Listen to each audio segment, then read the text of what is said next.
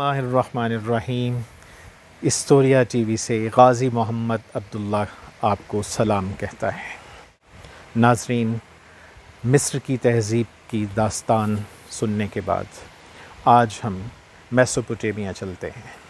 Mesopotamia جس موجودہ عراق اور اس کے گرد و نواح کے علاقے کو کہتے ہیں، جہاں پر دنیا کی سب سے پہلی تہذیب نے جنم لیا، جس کو آج ہم سومیری تہذیب کے نام سے جانتے ہیں، یعنی موجودہ عراق کی تہذیب کے بارے میں بات کریں گے۔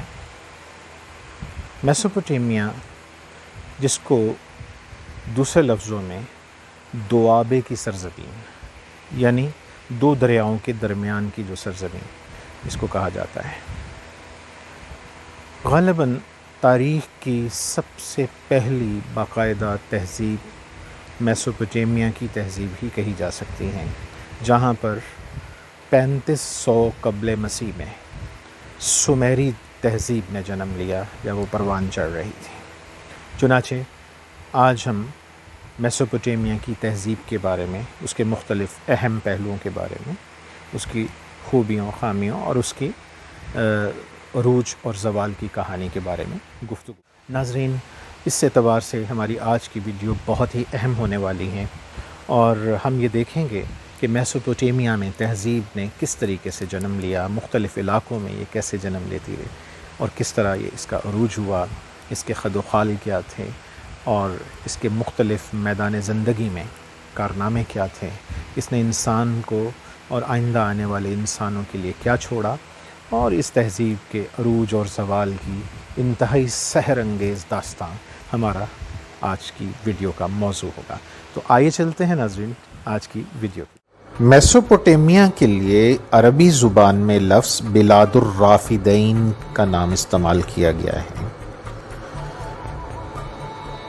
میسوپوٹیمیا وہ تاریخی خطہ ہے جو کہ مغربی ایشیا کے ان مخصوص علاقوں پر مشتمل ہیں جو کہ دریا دجلہ اور فرات پر مشتمل ہیں۔ اسی لیے اس کے ان علاقوں کو فرٹائل کریسنٹ یعنی زرخیز ہلال کے نام سے بھی جانا جاتا ہے۔ یوں سمجھ لیجئے کہ موجودہ عراق، کویت، شام کے مشرقی علاقے اور جنوب مشرقی ترکی کے علاقے، اسی طرح ترک اور شام سے ملکہ سرحدی علاقے، نیز ایران اور عراق سے متعلق سرحدی علاقے اس خطے میں شامل ہیں، جو مل کر قدیم میسوپوٹیمیا کی تشکیل کرتے ہیں۔ ناظرین، میسوپوٹیمیا کی تہذیبی تشکیل میں سومیریوں، اکادیوں، اشوریوں، بابلیوں نے کلیدی کردار ادا کیا ہے، اور ان سب لوگوں نے اس تہذیب کی نگہداشت اور اس کی ڈیولپمنٹ میں انسان کی تحریری تاریخ کے آغاز یعنی 3100 قبل مسیح سے لے کر 539 قبل مسیح تک، جب بابل کی شہر کا زوال اور اختتام ہوا، اس وقت تک کی ہے۔ اس کے بعد یہ ہخشومنی سلطنت کے قبضے میں آ گیا، اور 332 قبل مسیح میں اسکندر اعظم نے اس پر قبضہ کیا، اور اس کے بعد پھر یہ سلیوکی سلطنت کا حصہ بن گیا، جو کہ یونانی سلطنت تھی۔ 150 قبل مسیح کے لگ بھگ میسوپوٹیمیا پارتھین ایمپائر کا حصہ بن چکا تھا، اور بالآخر میسوپوٹیمیا رومی سلطنت اور پارتھیوں کے درمیان ایک وجہ نزاع بنا رہا، یہاں تک کہ 226 عیسوی میں اس کے جو مشرقی علاقے تھے یہ ساسانی ایرانی سلطنت کے قبضے میں چلے گئے۔ تو اس طریقے سے مسلمانوں کی ایرانی سلطنت پر فتح کے وقت تک، یعنی 7ویں صدی عیسوی تک یہ اس علاقے پر زیادہ تر ایرانی ساسانی سلطنت کا اور اس کے کچھ حصوں پر رومی بازنطینی سلطنت کا قبضہ رہا۔ ناظرین، سب سے پہلے سومیری تہذیب کی بات کرتے ہیں۔ جیسا کہ میں نے بتایا، سومیری تہذیب 3500 قبل مسیح سے 1900 قبل مسیح کے زمانے میں پنپتی رہی اور جنوبی عراق کے علاقہ میں اس تہذیب نے جنم لیا اور پروان چڑھی۔ ناظرین، میسوپوٹیمیا یہ دریائے دجلہ اور دریائے فرات کے درمیانی علاقے کی سرزمین کو کہتے ہیں، اور اس میں جو جنوبی عراق کا جو علاقہ ہے جہاں سومیری تہذیب نے جنم لیا، اس علاقے کی خاصیت یہ تھی کہ اس میں بہت ساری زمین دلدلی تھی، یعنی کہ کاشتکاری کے لیے انتہائی موزوں تھی۔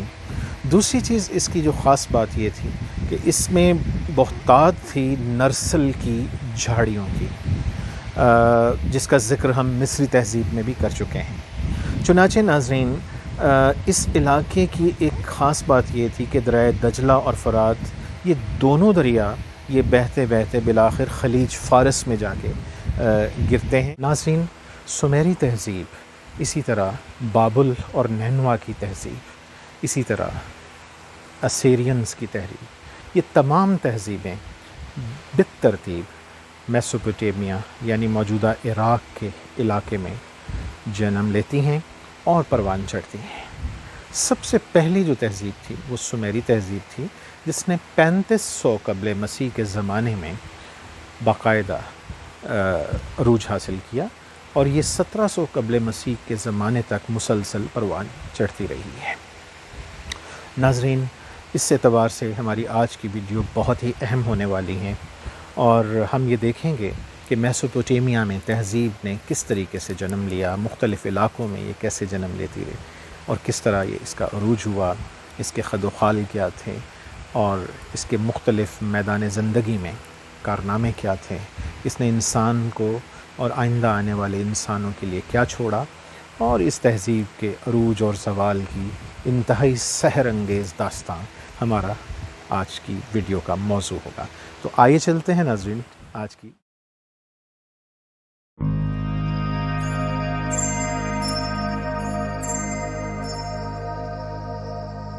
کے آس پاس کی زمین کے لوگ بھی مصریوں کی طرح ہی ترقی کرنے پر آمادہ ہو چکے تھے، اور انہوں نے مل جل کر کام کرنا سیکھ لیا تھا۔ عراق کے رہنے والوں نے بھی مصریوں کی طرح ہی زمین کی آبپاشی کرنا سیکھا، فصلیں اگانا سیکھا، جانوروں کے ریوڑ پالنا سیکھ چکے تھے۔ اس کے علاوہ انہوں نے عمارتیں کھڑی کیں، کشتیاں چلائیں اور شہر آباد کیے۔ ان کی کہانی اور مصریوں کی کہانیوں میں بہت ساری مماثلتیں بھی ہیں اور کچھ انفرادیت بھی ہے۔ ناظرین، مصر کی ایک خاص بات ہم دیکھ چکے ہیں کہ اس کے ارد گرد صحرا اور سمندر ہونے کی وجہ سے مصریوں کو ڈیفنس کے مسائل سے زیادہ سامنا نہیں کرنا پڑا۔ البتہ اس ملک میں، یعنی جس کا ہم ذکر کر رہے ہیں، یعنی عراق یا میسوپوٹیمیا کی، اس کی حالت ذرا مختلف تھی۔ یہ ایک زرخیز علاقہ تھا، دلدلی علاقہ تھا، اور ارد گرد کے جو لوگ تھے یہ ہزاروں سالوں سے اس تہذیب کو حملے کا نشانہ بناتے رہے تھے۔ چنانچہ عراقیوں کو ہزاروں سالوں میں ان ارد گرد کی تہذیبوں سے مسلسل نبردآزما ہونا پڑا تھا، انہیں اپنے ڈیفنس پہ بھی توجہ کرنا پڑی تھی، لڑائیاں بھی کرنی پڑی تھیں۔ یہ جو بنیادی نقطہ ہے ناظرین، یہ میسوپوٹیمیا میں جتنی بھی تہذیبیں ابھری ہیں ان کو مطالعہ کرنے کے حوالے سے انتہائی اہمیت کا حامل ہیں۔ ان لڑائیوں کی وجہ سے اور ان جنگوں کی وجہ سے اس ملک کے اندر اور آس پاس رہنے والے سومیریوں، بابلیوں، اشوریوں، ہتیوں، کلدانیوں، سامی عربوں، عبرانیوں، فنیکیوں یعنی کنعان کے رہنے والوں، اسی طرح میڈیاؤں اور ایرانیوں نے مختلف ادوار میں بہت زیادہ کنٹریبیوٹ کیا۔ چنانچہ میسوپوٹیمیا کی تہذیب میں بہت ساری اقوام، قدیم اقوام اور آج کی جو جدید ممالک اور اقوام کے جو اینسسٹرز تھے ان کا ایک اہم کردار ہے۔ تو میسوپوٹیمیا کی تہذیب کو سمجھنے کے لیے یہ پہلو بھی بہت اہمیت کا حامل ہیں۔ ناظرین، یہ تمام اقوام جن کا میں نے ابھی ذکر کیا، یہ جو لوگ جن کا میں نے ذکر کیا، جیسے فنیکی، ایرانی یا کلدانی وغیرہ، یہ لوگ ان ریگستانوں، سمندری ساحلوں، پہاڑوں یا چراگاہوں کی زمینوں سے آئے تھے جو عراق کے ارد گرد موجود تھیں۔ اس لیے ان تہذیبوں کے آپس میں میل جول اور یہاں کے لوگوں کے ساتھ میل جول سے ایک بہت ہی اہم تہذیب نے جنم لیا جس کو ہم میسوپوٹیمیا کی تہذیب کہتے ہیں۔ چنانچہ ہم دیکھتے ہیں کہ سومیری تہذیب ہو یا بابلی تہذیب ہو یا اسارین کی تہذیب ہو، ان تمام تہذیبوں میں بہت ساری قدریں جو مشترک تھیں وہی میسوپوٹیمیا کا اور اس تہذیب کا مشترکہ اثاثہ بن جاتے ہیں۔ ناظرین، اس سلسلے میں ایک بات بہت اہم ہے کہ یہ تہذیب بھی مصری تہذیب کی طرح کانسی کے دور کی تہذیب کہی جا سکتی ہے، یا پتھر کے جدید زمانے کے اختتام اور کانسی کے زمانے کے آغاز، اس عبوری دور میں اس تہذیب نے جنم لیا ہے۔ چنانچہ اس تہذیب کی پروان چڑھنے میں، اس کی ترقی میں کانسی اور تانبے کی دھاتوں کا بہت اہم کردار ہے، زراعت کا بہت اہم کردار ہے۔ یہ دو چیزیں جو ہیں اس تہذیب کی ترقی میں انتہائی اہمیت کی حامل۔ جن دنوں میسوپوٹیمیا میں آپس میں ان لوگوں کی لڑائیاں نہیں ہوتی تھیں، ان دنوں امن و امان کا دور ہوتا تھا، اور اس دور میں وہ آپس میں تجارت کرتے تھے، گائیں اور بھیڑیں ایک دوسرے کے ساتھ تبادلہ کرتے تھے، اور ان کے بدلے میں مکان بنانے کے لیے، پتھر چننے کے لیے، کپڑے یا کھانے کی چیزیں لیتے تھے۔ اسی زمانے میں کسی نے پہیہ ایجاد کر لیا تھا، اور پہیے کی ایجاد نے گاڑیوں اور چھکڑوں کو چلانے میں بہت ہی اہم کردار ادا کیا۔ یہ ایک بہت اہم ایک تبدیلی تھی، اور اس تبدیلی کے نتیجے میں انہوں نے جنگلی گھوڑوں کو سدھا کر گاڑیاں کھینچنے کا طریقہ بھی سیکھ لیا تھا۔ چنانچہ ان چیزوں کی وجہ سے سومیری سڑکیں بنانے میں کامیاب ہو گئے۔ انہوں نے دریاؤں پر پل باندھے اور ایک جگہ سے دوسری جگہ پیغام رسانی کا طریقہ دریافت کر لیا تھا۔ یہ گویا آج کے زمانے کے ڈاک سسٹم کا آغاز کہا جا سکتا ہے۔ سومیریوں کی ایک بہت لازوال کامیابی یہ ہے کہ انہوں نے سب سے پہلے رسم الخط ایجاد کیا۔ انہوں نے لکڑی کی نکیلی سلائیوں سے یا نرسل کی سلائیوں سے مٹی کی تختیوں پر لکھنے کا فن ایجاد کیا۔ وہ ابتدائی رسم الخط اور تحریر کی سب سے پہلی مستند مثال کہی جا سکتی ہیں۔ آج ناظرین، برٹش میوزیم میں اور دنیا کے اہم میوزیمز میں اس طرح کی بے شمار تختیاں موجود ہیں جو کہ سومیری عہد اور بعد ازاں میسوپوٹیمیا کی دیگر تہذیبوں کے حوالے سے انتہائی اہم معلومات فراہم کرتی ہیں۔ یہ ایک طرح کا مخصوص رسم الخط تھا جس کو دنیا خط میخی کے نام سے جانتی ہے۔ ناظرین، کچھ مدت کے بعد کنانیوں نے یعنی فنیکیوں نے، جو سمندر کے کنارے کے باسی تھے اور بہت ہی باہمت ملاح تھے، مچھیرے تھے، اور اہم بات یہ کہ یہ تجارت کے بہت ایکسپرٹ تھے، انہوں نے ایک باقاعدہ الف بے کا طریقہ ایجاد کر لیا تھا، اور یہی جو طریقہ تھا یہ آگے چل کے ترقی کرتے کرتے الفابیٹ بن گیا۔ یعنی جو جدید الفابیٹ کا جو تصور ہے ناظرین، یہ اس سلسلے میں کنانیوں کا بنیادی اور اہم ترین کردار ہے۔ یہ الف بے یا الفابیٹ یہ دراصل انتہائی خوبصورت، بہت ہی اچنبھے والی ایجاد تھی۔ کسی زبان میں 26، کسی میں 28 اور کسی میں 32 ننھے ننھے نشانات ہمیں ملتے ہیں جو کہ اس الفابیٹ کے حوالے سے منسوب کیے جاتے ہیں۔ چنانچہ اس الفابیٹ کی ایجاد نے زبان کے تمام الفاظ کو رقم کرنا آسان بنا دیا تھا۔ اس تہذیب نے سورج، چاند اور ستاروں کی چال کو دیکھ کر ایسی ایسی باتیں معلوم کر لیں جن سے آج تک ہم علم الحیط میں فائدہ اٹھا رہے ہیں۔ ہمارے ہفتے کے 7 دن بھی دراصل میسوپوٹیمیا کی تہذیب کے باسیوں نے قائم کیے تھے۔ ناظرین، میسوپوٹیمیا میں لوہے کو پگھلانے کا اور استعمال کرنے کا طریقہ بھی معلوم کر لیا گیا تھا، جس سے ایسی ایسی چیزیں بنانا شروع کی گئیں جو آئندہ آنے والے زمانوں اور آج کے جدید دور کے لیے انتہائی قیمتی اور مفید ثابت ہوئیں اور ہو رہی ہیں۔ اس کے علاوہ میسوپوٹیمیا کی تہذیب کی ایک اور اہم جو کنٹریبیوشن ہے، انہوں نے چیزوں کو اور وقت کو ماپنے کا طریقہ بھی معلوم کر لیا تھا۔ اون، روئی سے کپڑے بننا اور ان کو خوبصورت رنگوں سے رنگنے کا جو فن تھا ناظرین، یہ بھی میسوپوٹیمیا میں عام ہو گیا تھا۔ اب تک لوگ چیزوں کے ادلے بدلے کی تجارت کیا کرتے تھے، جیسے اناج کے بدلے اناج یا اس کے بدلے میں کوئی اور جنس، جیسے اناج کے بدلے گائیں اور دیگر مویشی۔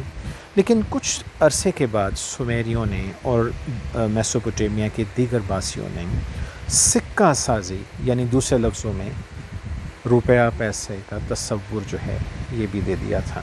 چنانچہ اس دور کے ہمیں سکے بھی ملتے ہیں، جس سے اندازہ ہوتا ہے کہ سومیری اور میسوپوٹیمیا کے دیگر جو اہم اقوام اور ان کی تہذیبیں، انہوں نے انسان کو ابتدائی سکے یعنی کرنسی کا تصور دیا۔ اس طریقے سے میسوپوٹیمیا کی تہذیب، اس نے دنیا کی تاریخ، ادب، تجارت، معیشت کو انتہائی اہم چیزیں فراہم کی، جس نے آئندہ آنے والے زمانوں کی تہذیبوں کو بھی متاثر کیا۔ ناظرین، میسوپوٹیمیا کی تہذیب کا ایک بہت بڑا کارنامہ، جس میں خاص طور پر میسوپوٹیمیا میں پنپنے والی بابل کی تہذیب کا اہم ترین کردار ہے، وہ یہ ہے کہ اس تہذیب نے دنیا کو باقاعدہ پہلے قوانین دیے۔ آج ہم اپنے ماں باپ، اپنے اساتذہ اور پولیس والوں اور دیگر لا انفورسمنٹ ایجنسیز کے حوالے سے بہت سارے احکامات کو ہم بڑا سخت گردانتے ہیں۔ ہم میڈیول ورلڈ میں اور اس کے بعد کے جو دونوں زمانوں میں حکمرانوں، بادشاہوں کے ظلم اور سختیوں کو ہم بہت زیادہ کنڈیم بھی کرتے ہیں اس جدید دور میں۔ لیکن اگر ہمیں یہ معلوم ہو کہ میسوپوٹیمیا کی تہذیب میں جو اہم قوانین پہلی دفعہ بنائے گئے تھے وہ کتنے سخت تھے اور اس سختی کے پیچھے کیا راز تھا، کیا مقاصد تھے، اس کے کیا فوائد تھے، کیا نقصانات ہوئے، یہ ساری چیزیں ہماری آج کی اس ویڈیو کا بڑا اہم حصہ ہیں۔ چنانچہ ہم یہ بات کریں گے کہ میسوپوٹیمیا میں قانون سازی بھی انسان نے سب سے پہلے اسی تہذیب کے دوران سیکھی۔